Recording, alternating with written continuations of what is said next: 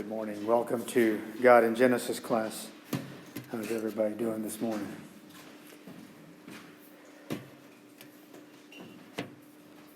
Okay, this is lesson 23. And I struggled a bit with the title for the class. We had different names there that I had. And I came up with this one, the Egyptian Detour. And I think as we go through the class this morning, you'll understand where that title comes from. Start off with an illustration. One spring day, two friends set out on a canoe trip in the wilderness of Ontario. After paddling all afternoon, the first day they came to a portage, a trail through the woods that would take them to their next lake. The sun was low in the sky, but they wanted to get to that next lake and make camp, so they decided to go ahead. It would take 2 trips to get their gear from the one lake to the next. As they reached the halfway point on their first trip, they encountered an extensive blowdown, a great swath of trees blown over by a windstorm. The trail was nearly impassable, especially with a canoe on their shoulders, but they managed to pick their way over and under and around the obstacles and eventually make it to the lake.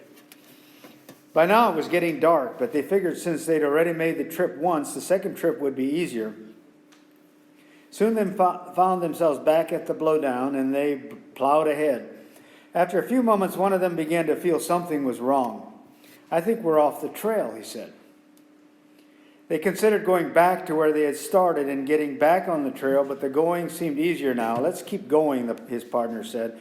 "The trail's to our right. We'll cut back to it later." They pressed ahead, blundering into the woods through the darkening maze of trees and shrubs. Before long, they both had that sick feeling you get in the pit of your stomach when you know you're lost. But neither was prepared to admit it. After floundering about some more, they found themselves in a swampy lowland with no idea where the lake was, where the trail was, or where they had started. A little while before, they had been having the time of their lives. Now they were lost and alone in the woods, having left the trail. One of them said, "Let's get out the compass." They did, and they set their bearings for the northeast, the direction the trail had been heading. They plowed through thick underbrush, and eventually they stumbled upon the lake they had been looking for. It was late that night before they had a fire going and some food in their stomachs, and they were able to reflect on the lessons of the day. Okay, my first question to you is, why do detours happen? Why are there detours?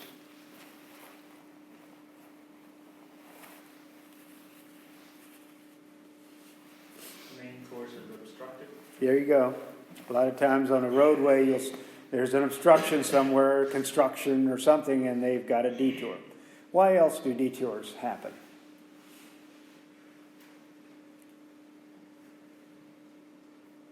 We lose our focus. Okay. We get off on a side road. I take detours when we're traveling sometimes unintentionally. I don't know about you.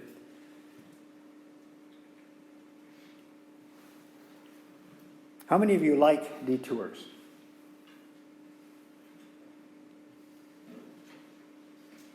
I haven't seen any hands. What are the best courses of action when you find yourself on a detour? What should you do then when you find yourself on a detour? Get back on the route as fast as possible. There you go. Try to get back as soon as possible. Because it's very uncomfortable being on a detour.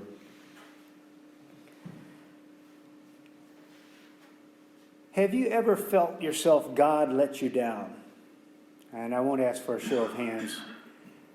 But I have been there where you felt that God just let you down. You're just not seeing things happening the way you wanted them to see them happen. And you feel like, you started out trusting God, and then things started you got into a bad spot. And you feel like maybe God had let you down, and you're looking around, what should I do now? And then you find a detour. You find another way that seems the way you should go, because you're meeting some obstruction in your Christian walk of faith, and now you find another way. You're a little bit unsure about that thing, because it seems a little bit like, well, maybe God isn't telling you to go there, okay? And you maybe haven't really talked to God about it. You don't really want to talk to God about it because you're afraid of what He might say, right? So, but you take it, okay? And that's where you go. And that seems to me that that's what Abram did. That's my impression. I can't be 100% sure, but I think that's what I think happened to Abraham. We left in our last lesson Abram in a tent in between Bethel and Ai. He had left his old life in the land of Ur and up through Haran. He was now a nomad in a land that had been promised. He kept moving around and with his tent, his animals, and his stuff. When he first got to Shechem, he built an altar. He built an altar in Shechem. And he called on God, and God spoke to him, and that's a good thing. We had come to the conclusion that was a great thing. When you get into a new situation, to build an altar, to worship God. I'd like to show you a graph that I saw in my studies, or in my exploration for this class. And I saw that, and I said, wow, that is a neat graph. I'd like you to tell me, just looking at this graph, and you have it in your handout as well, what observations would you make about this graph?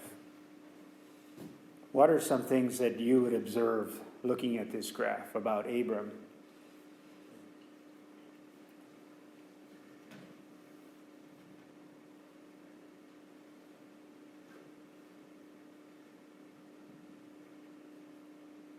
Is there a high and a low every 10 years or so?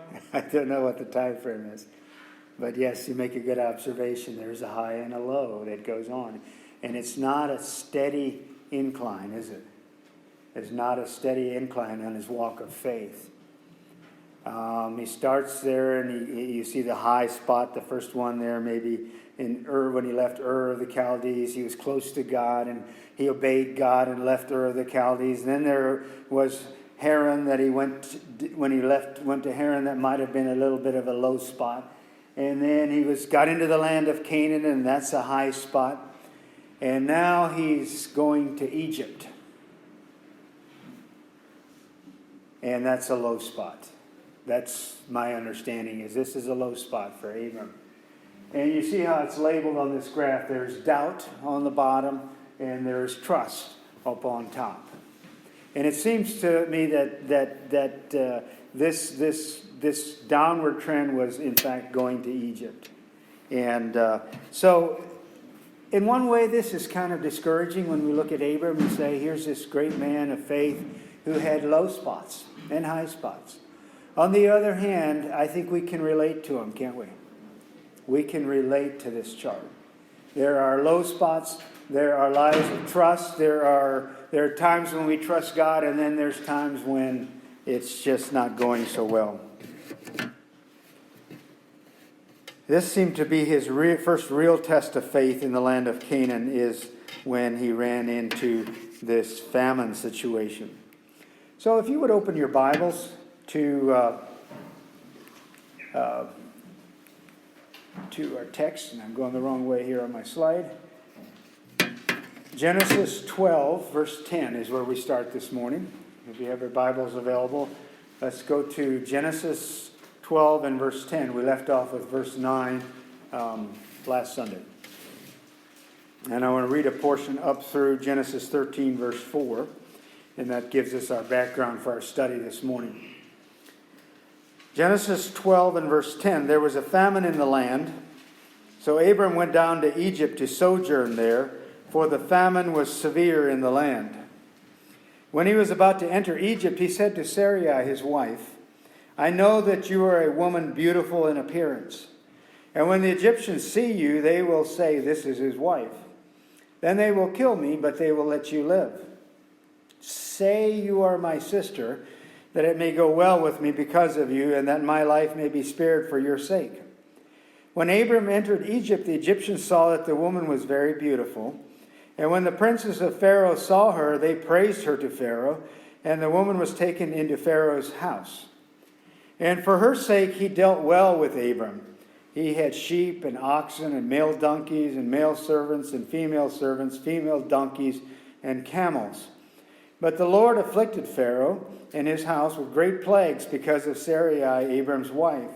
So Pharaoh called Abram and said, "What is this you have done to me? Why did you not tell me that she was your wife? Why did you say she is my sister, so that I took her for my wife? Now then, here is your wife. Take her and go." And Pharaoh gave men orders concerning him, and they sent him away with his wife and all that he had. Chapter 13. So Abram went up from Egypt, he and his wife and all that he had, and Lot with him into the Negev. Now Abram was very rich in livestock and silver and gold, and he journeyed on from the Negev as far as Bethel, to the place where his tent had been at the beginning, between Bethel and Ai, to the place where he had made an altar at the first, and there Abram called upon the name of the Lord. Okay, that's our background. Just a couple of pictures to give us a little perspective there. Abram's journey to Egypt. This is a map of showing his possible journey to Egypt. You see him starting out up there at Shechem, going to Bethel, and down through the land of Canaan. And just out of interest's sake for you all who may care about geography and that kind of thing, there was a road that ran north and south, right down past Jerusalem, and it was the road that everybody took. It was kind of on the high road, if you will, along the mountain, not the tops, but right along the mountain crest, if you will, going north and south. The mountains run north and south in that area pretty much. And they went down through there, then cut west and went up close to the Mediterranean Sea, and then down into Egypt.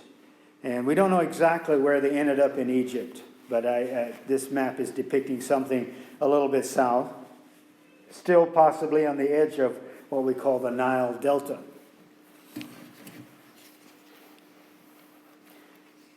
Who else in the Bible times made a trip to Egypt?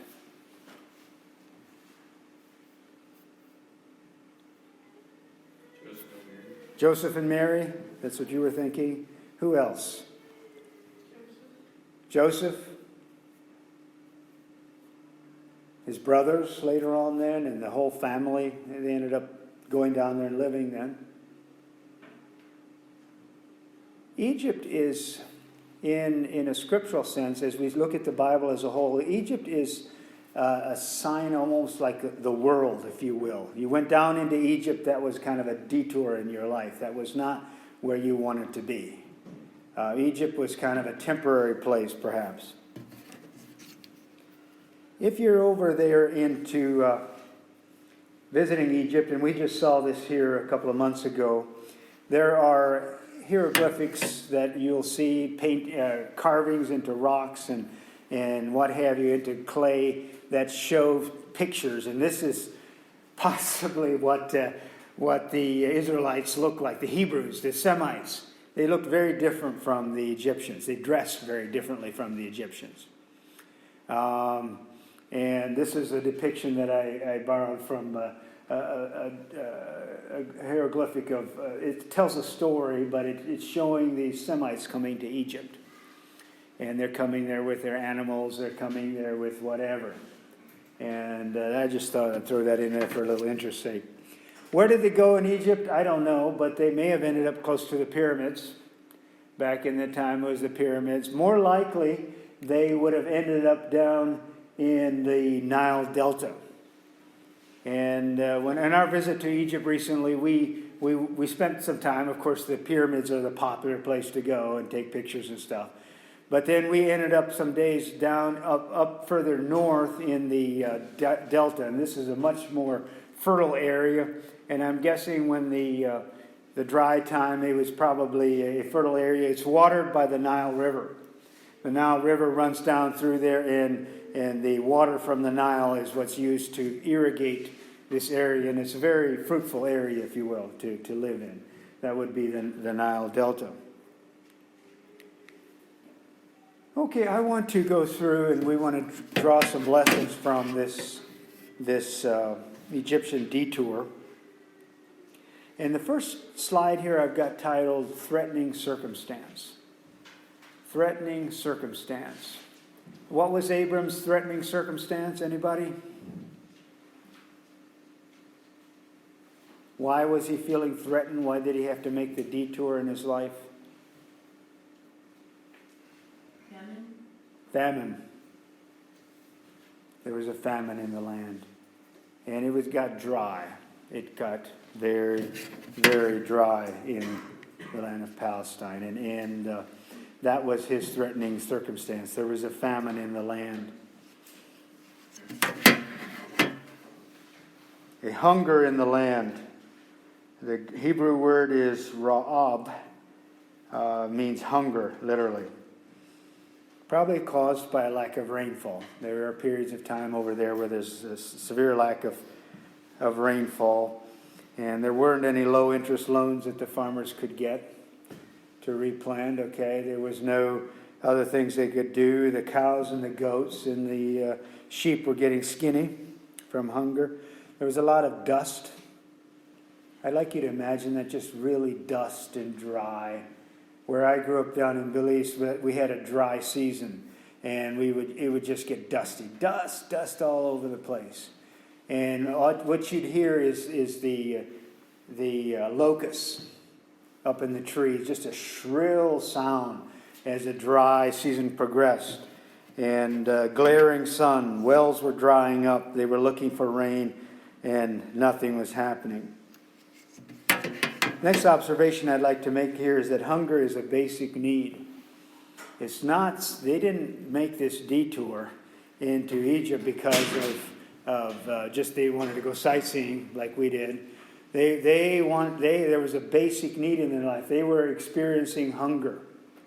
And so that's what drove them there to go there. There's no need to deny that hunger exists. We can't cover it up. We don't know how bad it was for Abram. We don't really know how destitute it was. It was a bad famine, but my personal opinion is that Abram pushed the panic button, or somebody in Abram's camp did. I don't know if it was Abram or if it was Sarai or who his head herdsman or who it is says, we got to do something. It's getting pretty bad. But anyway, they went, and we don't really read in Scripture that the famine was over when they got kicked out of Egypt. So we don't know just how terribly bad it was, but it was definitely a concern. Abraham was concerned, and there's nothing wrong with concern, obviously, when a situation gets that way. We don't have any record, and this is a point I'd like to make with you all, is that we don't have any record that he asked God for direction. We have no record that he did. He may have, but there was no altar being recorded here that there was an altar. And so he made the decision to go. Next observation is that threats are very personal. When you experience a threat in your life, it becomes very, very personal. There's something that is threatening to you. And to make this very practical, if you'd like to share, what is a threatening circumstance in your life? What is something that you may have experienced or you're afraid of that you're going to experience that is a real threat to you?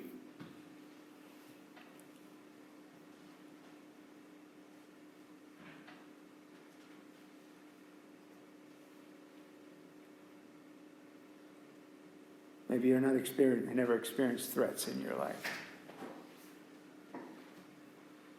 Could be failure. Failure? What kinds of failure? Financial failure. A lot of things that the men, as primary providers in a lot of situations, feel that threat. What other threats? What kind of threats have you experienced, or are you afraid you're going to maybe happen? Physical threats, like when something in your body's not functioning right. Okay. It should be. I have a kidney problem. Okay. That's kind of a threat. Okay, and it's something on your horizon that's hanging there. Yep.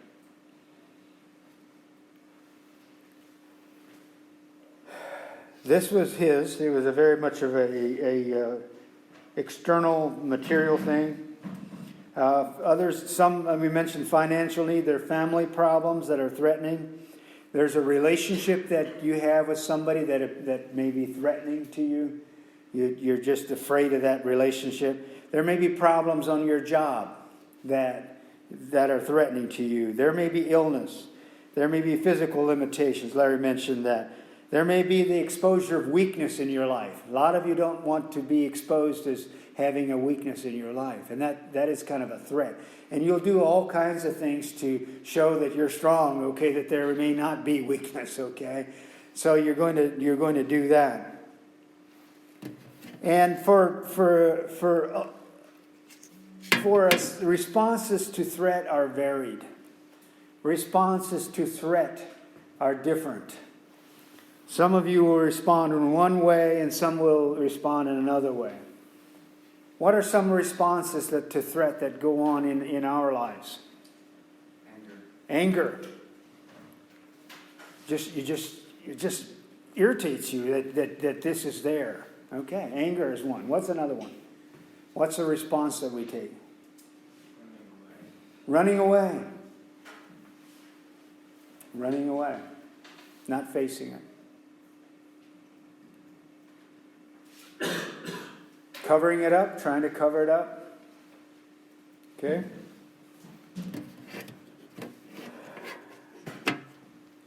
I want to throw something in here that I have learned. And as an older person, you learn things. And hopefully I can share some of those things with you guys that are younger that can help you. When I feel a threat, I have learned, and I think it's a good response to threat. The initial respect is prayer. Very first response to threat. Prayer. Pray without ceasing, the Bible says. Don't stop praying. Be instant in prayer. Meaning that when you feel a threat in your life, something in your horizon is looking big, something is looking scary, something is bothering you, you're worrying about it, first thing is prayer. First response of the Christian, I think, is to appeal to a higher power. And I'm afraid that Abram may not have done that. In his walk of faith, he said, okay, I'll take care of this. We'll just go to Egypt. We'll just make a detour. Okay, then the next slide is a worldly response. That's the title I give to Abram's response, is a worldly response. Worldly means is something other than God, something that replaces God. And the first worldly response was leaving the land. Leaving the situation, running away, giving up, seeking a new solution to a problem, believing that God would not provide here. And it seems to me maybe Abram's response was too early. A quote from a Sidney Harris, he says, "A failure is not someone who has tried and failed. It is someone who has given up trying and resigned himself to failure. It's not a condition, but an attitude." That's what failure is. The tests that were there in the land, we know what they are. There was famine. There was finding food for their animals. They were moving around to find pasture and so on and so on. For us, a lot of times threats in the land are those periods of discouragement, perhaps, that are there, response to threats. And Satan often enters in here and brings some of these things to us. He hates to see us living in the land. He hates to see us doing well. Second worldly response is leaving the tent. God had called Abram to be a pilgrim, And he ended up going down to Egypt, and I don't think they lived in a tent probably down there. I don't know that, but very possibly they settled in. How long were they in Egypt? We don't know. I tried to do research of what people thought, and I couldn't find out how long they were in the land of Egypt. Somebody, I think I read somewhere 8 years, but I don't know how long it was. But they were in Egypt for a period of time. So they left the tent, going for security. Most importantly, I believe they left the altar. I don't think that Abraham raised an altar in Egypt.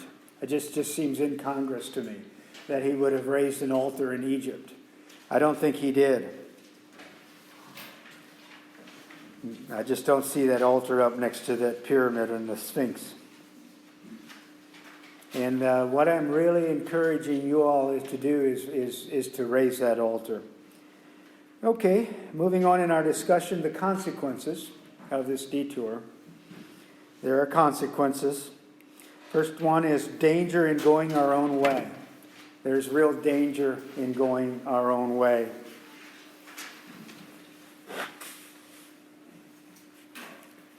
You take your own road, is God still looking out after you?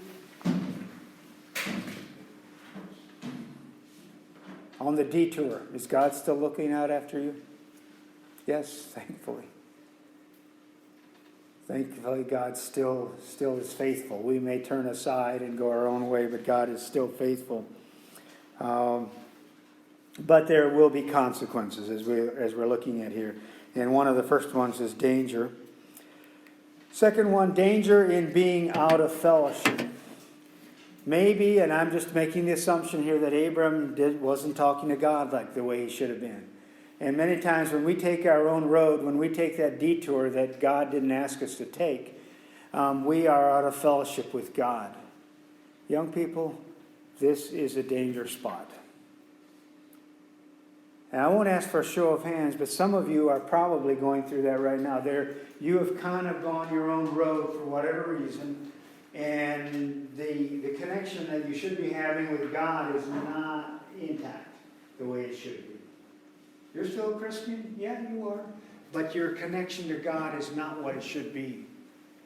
And that's the danger. I want to point that out. Danger of being out of fellowship.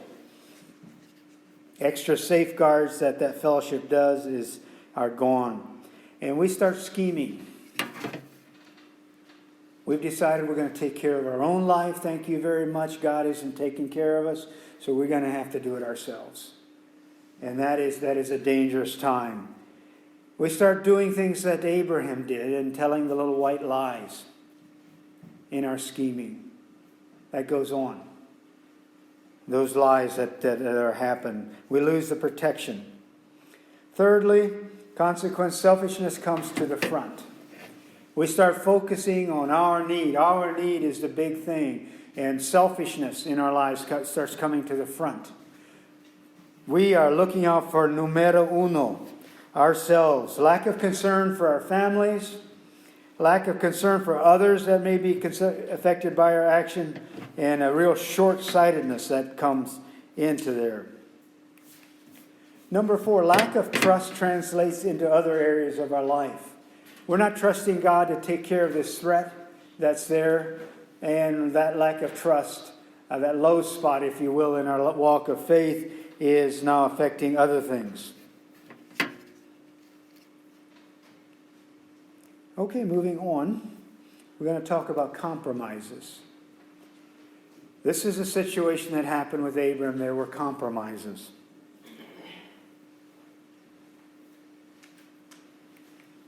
Safety concerns. Safety was being compromised. Personal safety was being compromised by going to Egypt because we were no longer daily trusting God. We now had Egypt. Being at ease in Egypt, no more hunger, no more skinny cows and sheep, no more getting up in the morning and wondering where we might find some pasture and some water. And as I mentioned earlier in this class, I believe the temptations often are strongest in our lives when we are at ease, when things seem to be going very, very well for us. And there is the safety concern for others. In this case, we know it was for Sarai. That's a really weird story, that Abram was willing to compromise the safety of his wife to save his own skin. He said, just tell him that you're my sister. What did he think would happen with the Pharaoh? What did he think would happen?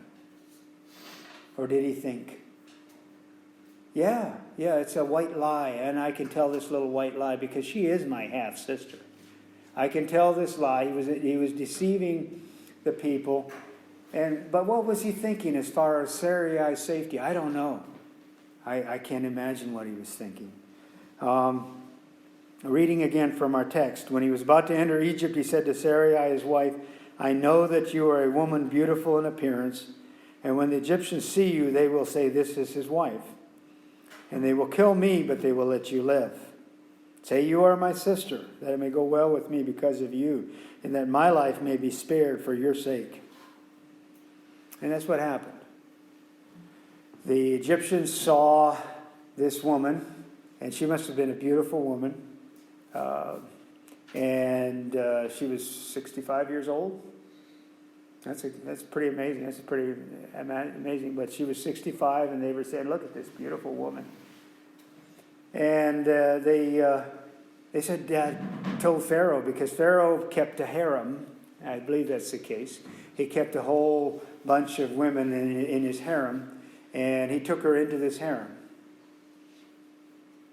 He said, look, let's add her to the harem. He could do what he wanted, and Abram knew that. And I believe it was a selfish decision for Abram to do what he did. He was looking out for himself, and he was compromising his wife's safety. But God, of course, was looking out for Sarai. God was watching out for her.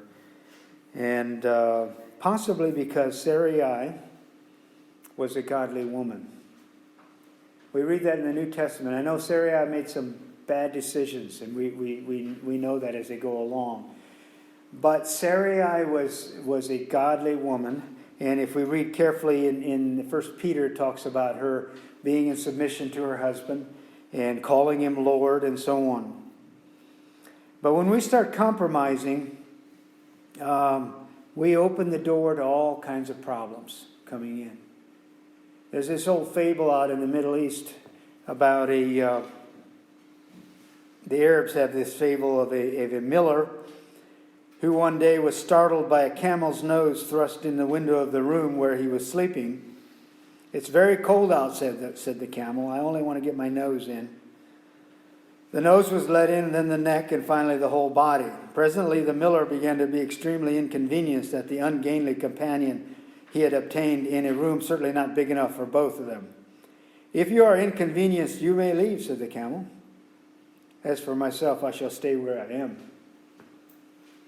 That's what happens when we allow the little sins into our lives, the little compromises with sin that we let into our lives. That's like that camel sticking his nose in the window and eventually ending up inside. It's the little half-truths that we tell, the scheming that we do that's not moral, the little things that we do that are not right. Okay, the next observation is prosperity can result from compromise. Prosperity can result, and it did in the case of Abram. Because because the Pharaoh liked Sarai, he started giving gifts to her brother. Okay? And he gave him all kinds of animals and all kinds of stuff, and really he prospered. I want to tell you something.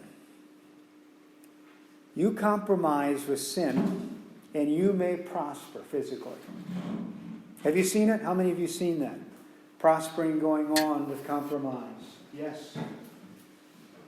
Don't let it fool you. It's not right. It's not right. Compromise is not right.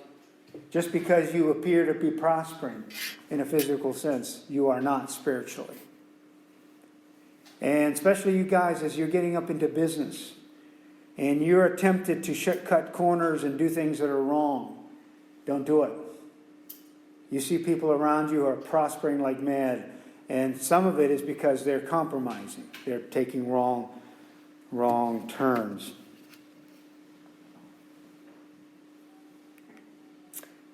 It destroys our witness, these compromises. We saw that with Pharaoh. He said, what are you doing? Here's this ungodly ruler, the Pharaoh. He's telling Abraham, he's faulting Abraham for what he did. He said, what do you do? What are you telling me that she's your sister? She's your wife. What are you doing? You're going to bring trouble on us.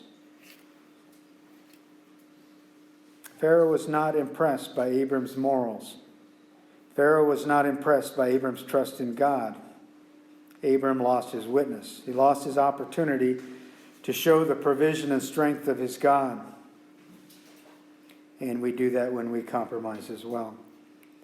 Number 4, it brings rebuke and humiliation. Compromise in the end will bring that, because God is faithful in having people rebuke us for our compromise.